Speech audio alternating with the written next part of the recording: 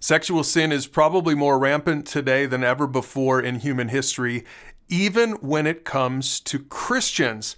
And so today we're going to answer this question. How should we respond when someone gets caught in sexual sin, whether this is someone that you know in your church or in your small group, or whether you are actively involved in sexual sin and you're wondering what Jesus and his followers think about it? Well, we don't have to guess at this because John chapter 8 gives us a perfect example of how Jesus handled sexual sins. It says there that Jesus was speaking to a crowd, and the teachers of religious law and the Pharisees brought a woman who had been caught in the act of adultery. They put her in front of the crowd. "Teacher," they said to Jesus, "this woman was caught in the act of adultery. The law of Moses says to stone her. What do you say?" Now, I think it's interesting that the man who was caught in the act of adultery was nowhere to be found. It was just the woman here. But the reason for that will become evident soon enough. What I want to do for now is I want to give you 5 things that Jesus did as he responded to sexual sin. And you might be surprised at what makes the list. Number 1, don't overreact. It says in verse 6 that the Pharisees were trying to trap Jesus into saying something that they could use against him. But Jesus just stooped down and wrote in the dust with his finger. I think that it's interesting that Jesus' first response was to just pause, take a breath. We don't know what he wrote in the dust. The Bible doesn't tell us, but what we do know is that he didn't jump to conclusions right off the bat. So don't overreact. That's the first thing.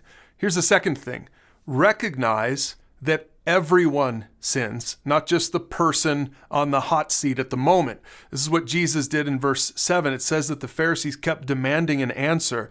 So he stood up again and he said, "All right, but let the one who has never sinned throw the first stone." Jesus was reminding these self-righteous religious people that the woman wasn't the only one who had a sin problem. And so it shouldn't surprise us that the third thing is don't start throwing stones. Verse 8 just simply says that Jesus stooped down again and wrote in the dust. Now again, we don't know what he was writing.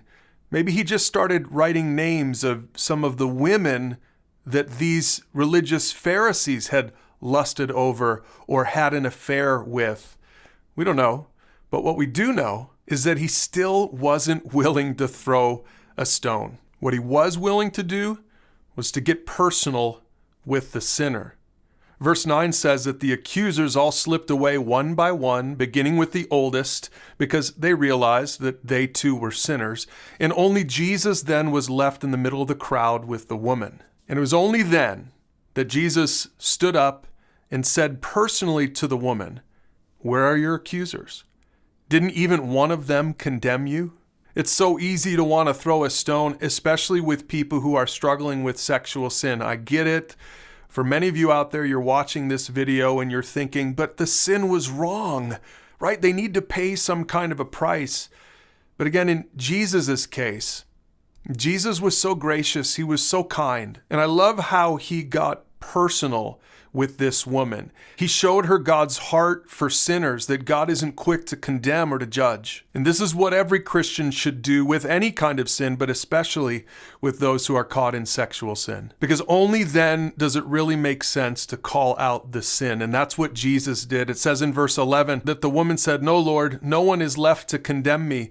And Jesus responded back, "Well, neither do I." And then he said, and we can't forget this last part of the story. He said, "Go and sin no more." Friends, God hates sin, but he loves the sinner. And this story here in John chapter 8 is such a perfect example of that. So whether you're the one who's caught in sin, or whether you're trying to help someone else who's struggling with their own sin, remember how Jesus responded to sexual sin in John chapter 8. Don't overreact. Recognize that everyone sins. Don't start throwing stones. Get personal with the sinner. But have the courage, after all of that, to call out the sin and help that person get back onto the right track.